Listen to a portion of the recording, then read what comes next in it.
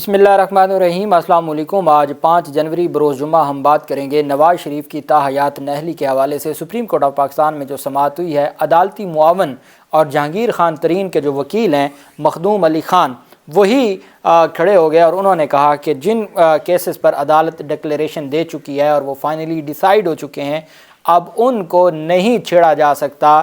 یہ آج واضح کر دیا ہے مخدوم علی خان صاحب نے۔ کل میں نے آپ کو بتایا تھا کہ پاکستان تحریک انصاف کے سربراہ عمران خان کے سابق وزیر عزیر بھنڈاری صاحب نے عدالت کے سامنے یہی آرگومنٹس کیے تھے، فیصل صدیقی نے یہی آرگومنٹس کیے تھے، جسٹس منصور علی شاہ صاحب کے یہی آرگومنٹس تھے۔ چونکہ 7 رکنی بینچ تمام کام چھوڑ کے صرف اس لیے بیٹھا ہے، تو یہ جو سارا معاملہ چل رہا ہے وہ اس بات کا ثبوت ہے کہ چیزیں آئین اور قانون کے مطابق کیسے چلنی ہے اور کس طریقے سے معاملات کو لے کے جانا ہے۔ لیکن اصل چیز یہ ہے کہ پاکستان مسلم لیگ نون کے جو سربراہ ہیں نواز شریف، ان کے لیے راستے بند ہوتے جا رہے ہیں، اور قاضی فیضیسہ صاحب کے لیے بڑا مشکل ہو گیا ہے کہ وہ اس سارے معاملے پر کوئی ایکسٹرا آرڈینری ریلیف دیں نواز شریف کو، بھلے اس میں قرآن و حدیث کے حوالے دیں، ساری باتیں کریں، لیکن مشکل ہوتا جا رہا ہے۔ اس کی تفصیل میں آپ کے ساتھ شیئر کروں گا۔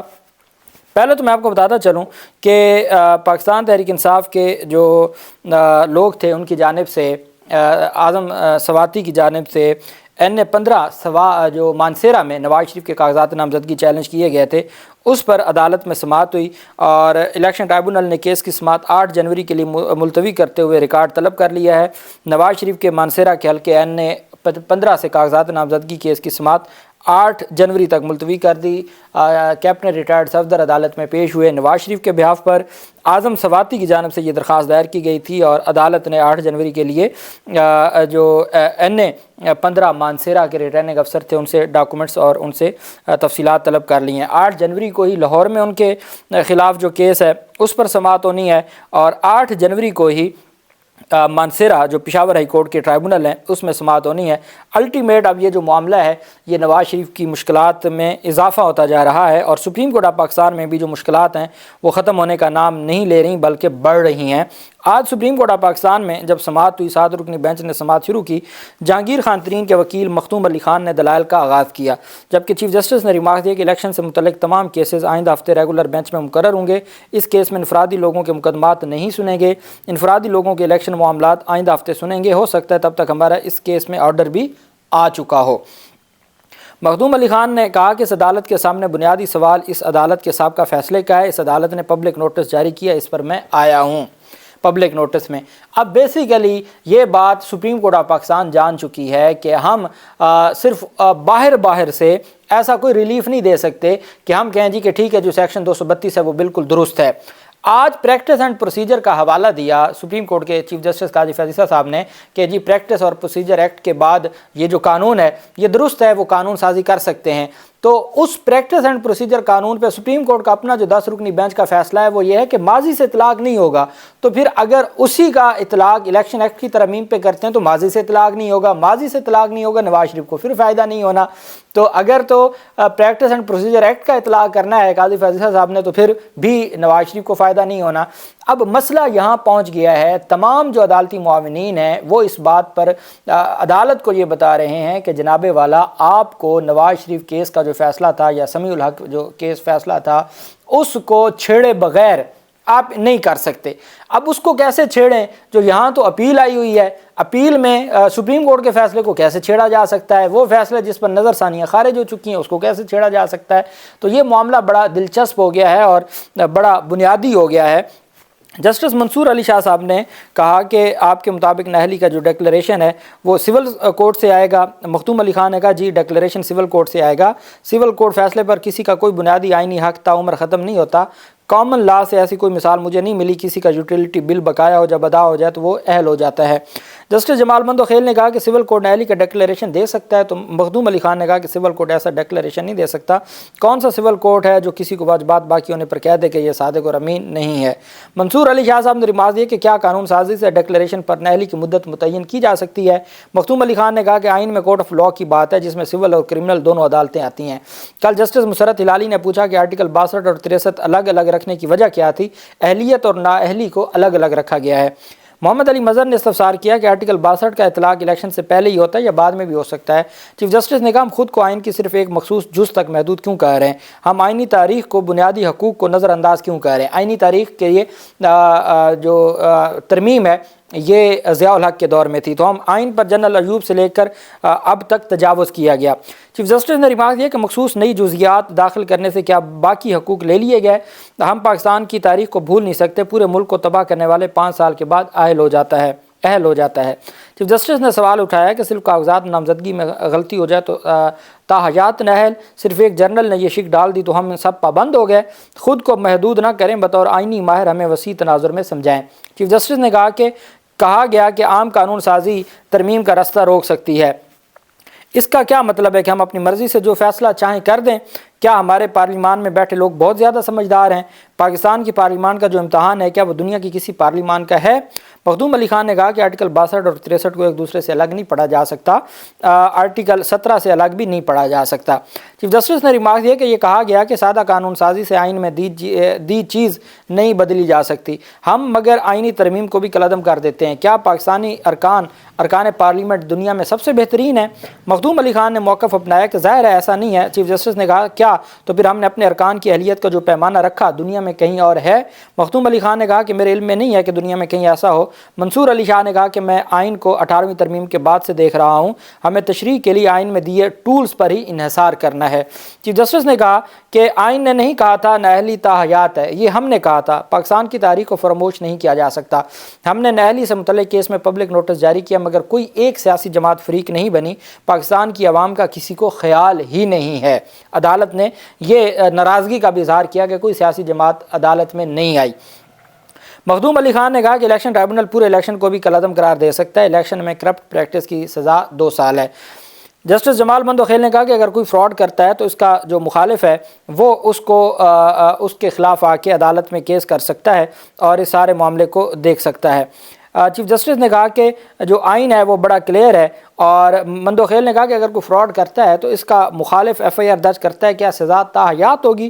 چیف جسٹس نے ریمارک دیا کہ جب آئین نے خود طے کیا کہ نااہلی اتنی ہے تو ٹھیک ہے، نیب قانون میں بھی سزا 10 سال کرائی گئی۔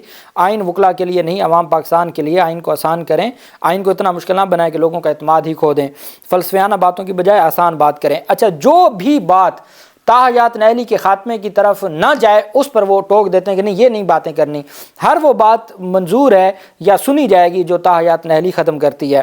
چیف جسٹس نے کہا کہ الیکشن کاغذات میں یہ بھی پوچھا جاتا ہے کہ آپ کے پاس کتنے گرام سونا ہے، آپ گھر جا کر سونا تولیں گے پھر بتائیں گے۔ اب آپ اگر وہ انگوٹھی بھول گئے جو بیوی نے پہن رکھی ہے تو تاحیات آپ نااہل ہو جائیں گے۔ آپ نے لائیو TV پر ہیں، عوام کے لیے اس کی منطق تو واضح کریں، اگر کوئی سونا چند گرام لکھوائے تو کیا ہوگا؟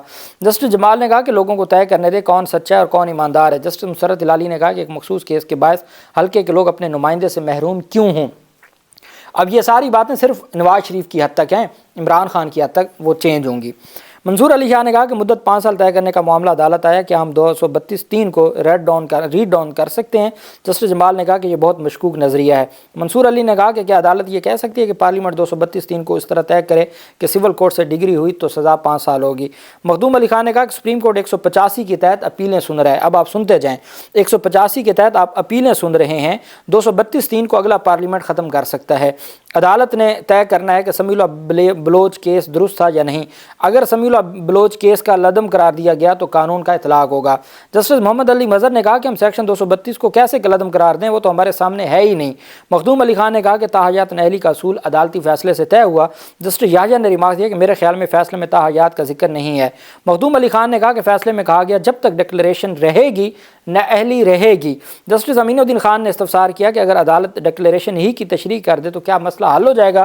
مخدوم اب یہ سوال یہ نواز شریف اور جہانگیر خان ترین اور باقی لوگوں کے لیے، جب یہ سوال پوچھا گیا کہ بھئی اگر عدالت کسی کو ڈکلیئر کر دے صادق اور امین نہیں ہے تو وہ تب تک جب تک وہ عدالت کی ڈکلیریشن برقرار رہتی ہے وہ صادق اور امین نہیں رہے گا، تو ہم آگے کیا کریں گے؟ تو مخدوم علی خان نے کہا کہ ماضی کا حصہ بنے ہوئے ڈکلیریشن کا عدالت دوبارہ جائزہ کیسے لے سکتی ہے؟